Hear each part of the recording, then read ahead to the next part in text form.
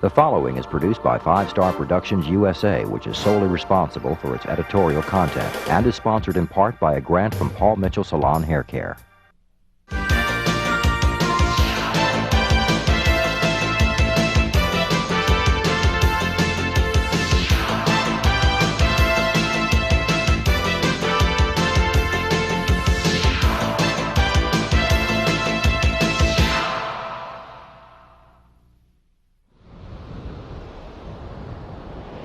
We all need water to survive. Our Earth constantly provides us with fresh water, although the availability varies in different parts of the world. Still, almost 42 million Americans drink lead-contaminated water every day. 2/3 of the 15,000 wastewater treatment plants have problems with their water quality. I'm Ed Begley Jr. Join me as we explore environmental solutions to everyday problems on today's environment. Today, City Council is effective with 9,000 reducing air supermarkets pollutants by recycling 30%. Educational programs.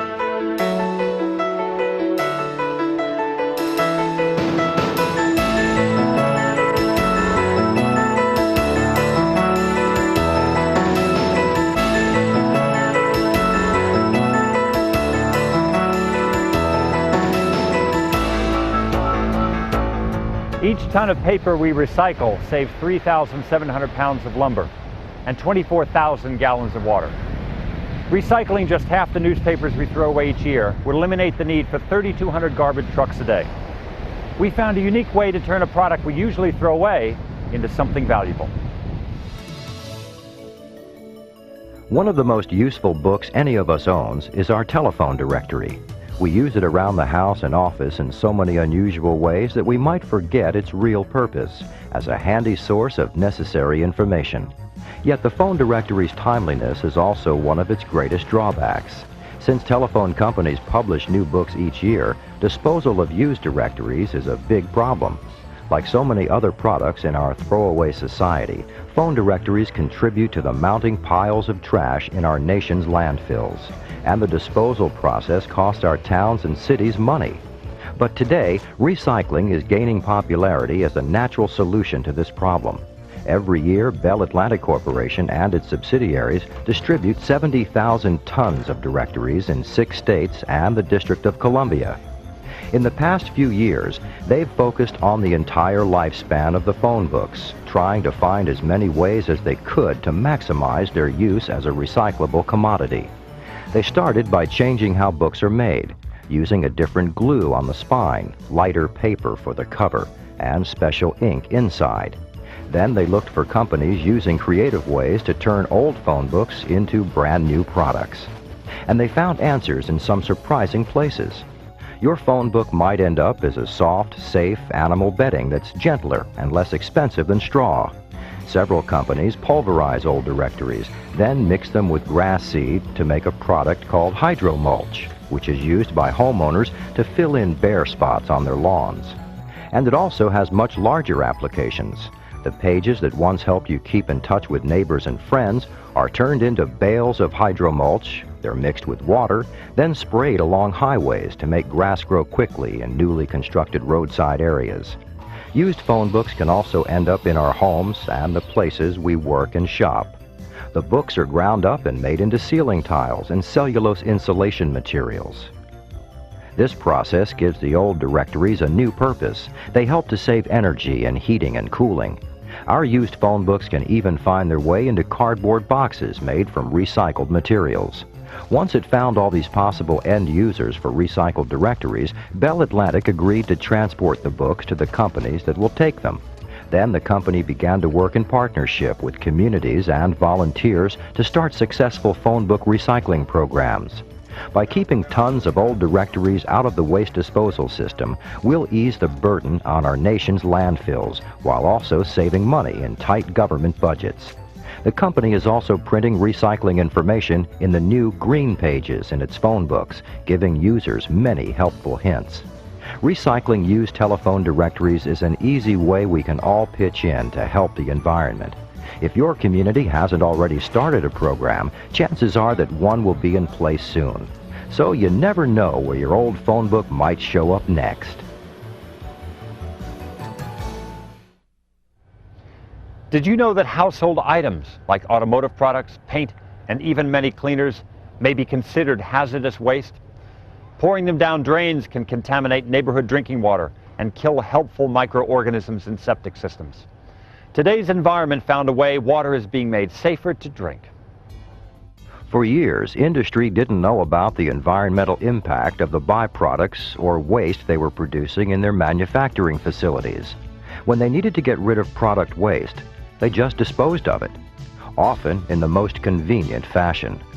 But the problems arising from this increased activity presented clear, undeniable environmental concerns. Some corporations have turned to basic chemistry and readily available substances like oxygen and water to find new ways to turn hazardous discharges into safe, harmless substances. One corporation has discovered endless uses of hydrogen peroxide H2O2 for environmental solutions. Degussa Corporation, one of the world's leading manufacturers of hydrogen peroxide, studies these environmental applications at their Applied Technology Laboratory. The many applications of hydrogen peroxide and its derivatives include the desulfurization of flue gases, detoxification and deodorization of wastewater effluents, and bleaching in the paper and textiles industry. It's hard to believe that two of the world's most common substances, oxygen and water, can be combined to cure some of the Earth's most challenging problems. But hydrogen peroxide has long been used in state-of-the-art pollution control facilities to reduce the amount of toxic air emissions. This process takes place in an independent unit called a scrubber, where the hydrogen peroxide is introduced to the toxic gases. Called desulfurization, it takes sulfur, or sulfur compounds, and removes them from the smokestack air, forming a new compound that is environmentally safe. In more recent applications, hydrogen peroxide is being used as an oxidation agent with no negative byproducts. The end result being oxygen and water. In the paper industry, brown pulp used in making paper must be bleached. In the past, chlorine has been used to make it white. The problem is that chlorine can form toxic byproducts during the process. Chlorine is also the primary ingredient in community water disinfection. In this process, water is treated by adding chlorine directly to it before sending it to your home. The addition of chlorine can cause the formation of chlorinated organic compounds which are known carcinogens. This is found in both ground and surface water treatment procedures. Replacing chlorine with an ozone and hydrogen peroxide combination cleans the water and, most importantly, prevents chlorinated organics, carcinogens or cancer-causing agents, from forming. Hydrogen peroxide is especially well suited for wastewater treatment of many toxic compounds such as phenol, benzene, and other aromatic compounds, as well as inorganic chemicals. The objective is the destruction of the toxic compound with no adverse effects to the environment.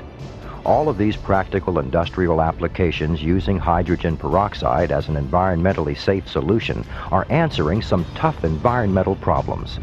But most importantly, someone is providing the support technology to make new solutions for a better tomorrow. Leaky automobile air conditioners are the single largest source of CFC emissions to the atmosphere in the United States. These leaks account for nearly 20% of the total CFC emissions. Today's environment explored a solution to another environmental problem.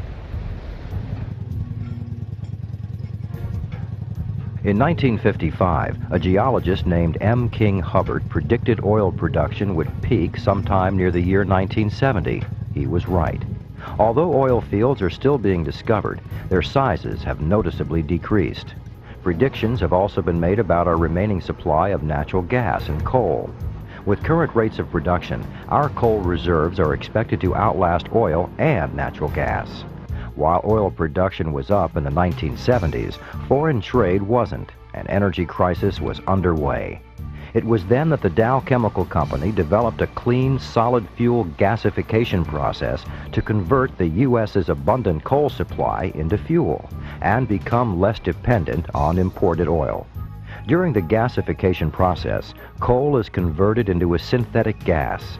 This is the most effective method today of reducing its emissions to well under federal standards.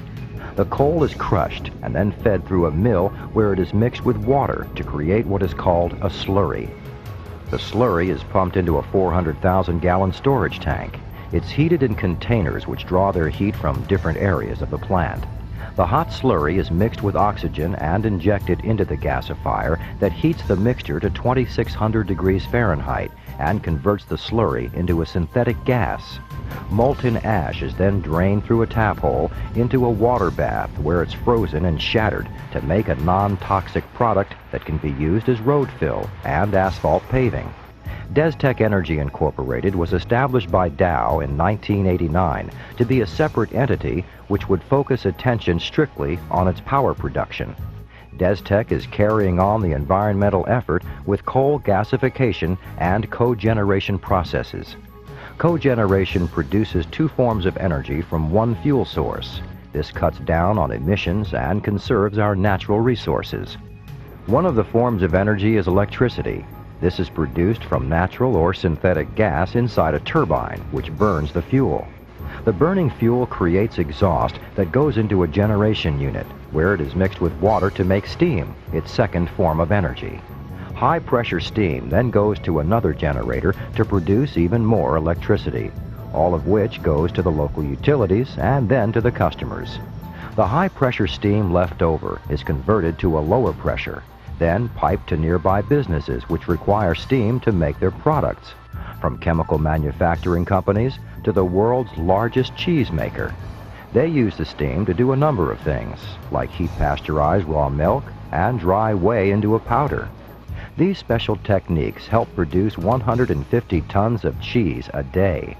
If it weren't for the steam supplied by the power plant, these companies would have to use more energy to create alternative means of heating. The researchers at DesTech are constantly striving to find new and improved ways to conserve fuel resources.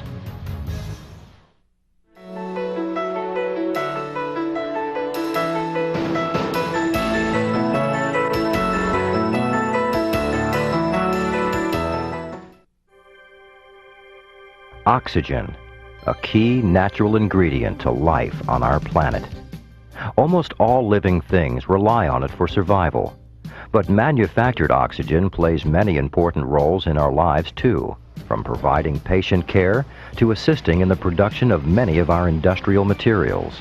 There are also many extremely important contributions oxygen is making toward a cleaner, healthier environment. One supplier of manufactured oxygen is AirSep Corporation. They make machines that supply oxygen for any size application. The air around us is a mixture of 78% nitrogen, 21% oxygen, and 1% other gases. Using an advanced technology called pressure swing adsorption, their machines can separate oxygen from air in a very cost-effective and pollution-free manner. Being able to generate oxygen at a production or manufacturing facility on site is the key to the practical use of most oxygen-based technologies. When oxygen is introduced into a furnace used for melting steel, glass, or cement, it increases the furnace's ability to produce heat efficiently. This decreases the need for actual fuel, conserves the natural resource used to produce heat, and by increasing heat efficiently, decreases the amount of emissions into our environment. Perhaps the most widespread industrial use of oxygen is in water treatment through bioremediation and ozonation. Bioremediation is a process by which bacteria, which are both naturally occurring within our environment as well as genetically engineered, are used as a remedy for environmental problems. The introduction of oxygen with these microorganisms can help reduce the amount of toxic chemicals in contaminated surface or groundwater. The oxygen stimulates the growth of these microorganisms, which devour and neutralize these chemicals in the spill. This is a safe, environmentally sound solution to the more than 10,000 oil and toxic chemical spills throughout the world each year. Most of us know that ozone is a naturally occurring molecule that filters ultraviolet rays from the sun, but pollution control can also be attained through the use of ozone. However, ozone for industrial uses must be generated by passing an electrical charge through oxygen. This can then be used in industrial processes for cleaning and sterilization. It's much safer for the environment than the presently used chlorine and is fast becoming its replacement in many bleaching and water purification processes. While chlorine has long been the chosen chemical for the control of bacteria in water, it is toxic and can result in the chemical pollution of the treated water. On a bigger and more environmentally advantageous scale, ozone is also used in the bleaching of pulp in paper mills. The introduction of ozone as the ingredient in the bleaching of pulp, replacing chlorine, results in wastewater that is non-toxic. AirSep makes it economically possible to have the much-needed supply of oxygen available to industry, encouraging them to shift to safer means of production that are more environmentally sound. Farmers are now using less fertilizers and pesticides on their crops. As a result, fewer chemicals run off to pollute ground and surface water, and less chemical residue remains on the foods we eat. Still, 60% of the pesticides applied on fruits and vegetables are used solely to make them look better. Let's examine a better way agricultural products are being used. Americans are eating better than ever by cutting back on fatty foods and eating more fruits and vegetables. In just the past 25 years, broccoli consumption has risen an estimated 940%. While Americans are trying to fill their diets with healthier foods, repeated warnings of the dangers of cancer-linked pesticides have made us wonder if we're actually helping our bodies or hurting them. Farmers use pesticides and herbicides to control weeds, protect against plant diseases, and combat hungry insects. The fact is, shoppers buy only the reddest apples and the plumpest tomatoes. Grocers know this and purchase only the most attractive produce from farmers. Farmers get beautiful, unblemished crops by using pesticides and other disease and weed-killing products. But consumers have become more aware of the pesticides surrounding and infiltrating their food. These chemicals are sometimes hard to wash off and often require cooking to remove harmful residue. And the problem doesn't stop here. Rain may wash away some of the pesticides and carry them to streams and rivers, many times affecting the purity of our drinking water and soil. Celebrities, housewives, and politicians pushed the government to do something about the estimated 500 million pounds of harmful pesticides used every year. The Council on Environmental Quality now provides incentives for alternative chemical-free farming methods. The most commonly used biopesticides today are Bt-based products. They're made from naturally occurring bacteria found in soil and have been called the wave of the future. These organic BTs target specific bugs without harming humans, animals, plants, birds, and beneficial insects. The scientists at Ecogen make biopesticides by altering the genes in the bacteria to make them more lethal, then adding a sweetener to make them more tasty. Just one bite and the worm stops eating, and in as little as an hour to as much as 3 days, it dies. BTs degrade quickly and leave little or no residue in soil or groundwater. Biopesticides are a chemical-free way to zero in on one type of insect without disturbing the crop's natural growing process. There are some drawbacks to biopesticides. They may need to be sprayed more directly on plants and more often than chemical pesticides, but they produce chemical-free crops, something many of us would find beneficial. The scientists at Ecogen are looking for ways to improve on biopesticides by making them longer lasting and adaptable to the farmer's equipment. Researchers are close to developing biopesticide technology to fight off certain types of fungi, one of which is a powdery mildew causing concern among farmers because it infects plant leaves and inhibits photosynthesis. A new yeast formula protects fruit in storage from premature rotting, while the company studies ways to grow crops containing biopesticides so there's no need to apply them. Many more research projects are underway to examine ways to make growing beautiful crops literally no problem. This way customers will get the best of both worlds, enjoying beautiful food and living long, healthy lives. CFCs are man-made chemicals used in industrial processes which account for a high rate of our planet's ozone depletion. In 1987, the Montreal Protocol required that all CFCs throughout the world be eliminated by the year 2000. Although the use of CFCs has been greatly reduced since then, past emissions will ensure that ozone depletion will continue for decades. Let's take a look at how the elimination of CFCs is being accomplished. Ozone. It's a poisonous blue form of oxygen having 3 molecules instead of the usual 2. But high in the atmosphere, the ozone's chemistry changes and becomes beneficial by forming a thin layer around the globe to shield out harmful ultraviolet light from the sun.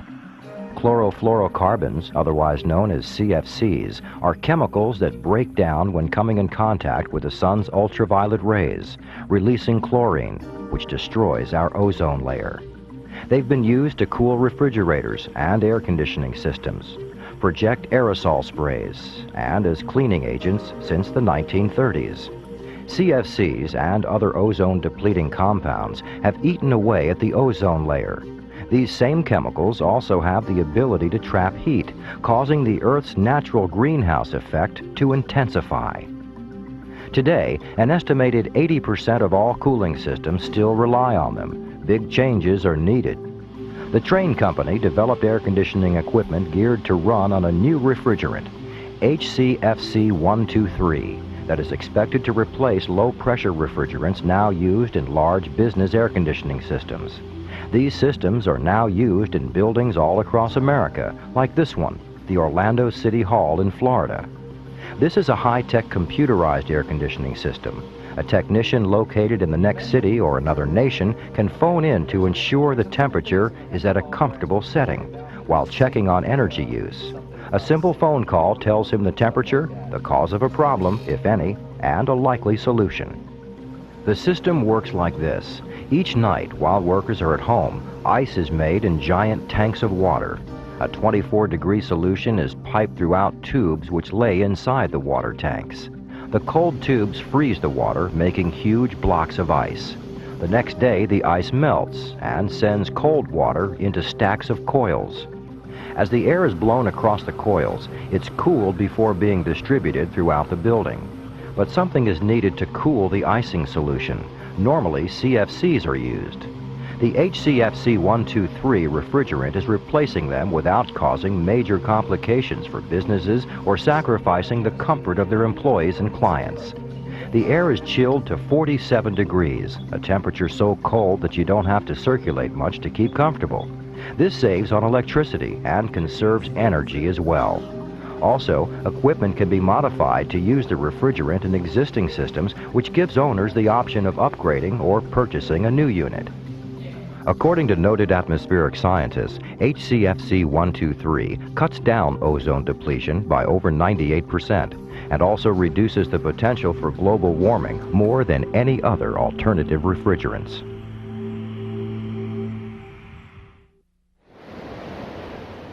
Every year we create more and more waste, but there's less and less space to put it. The good news is that communities are actively recycling, reusing, and recovering materials to save space and money. Today we're recycling 30% more of our garbage than just a few years ago. By getting more involved in the environment, we can save our planet for future generations. I'm Ed Begley Jr. Join me next week for more environmental solutions on Today's Environment.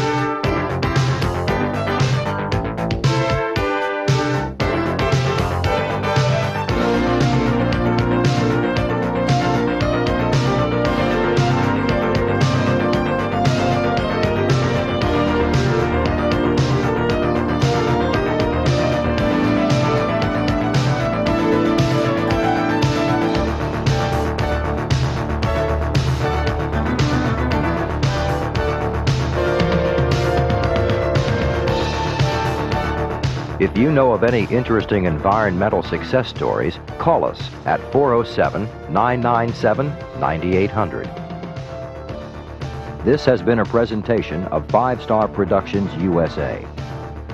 The preceding program was sponsored in part by a grant from Paul Mitchell Salon Hair Care.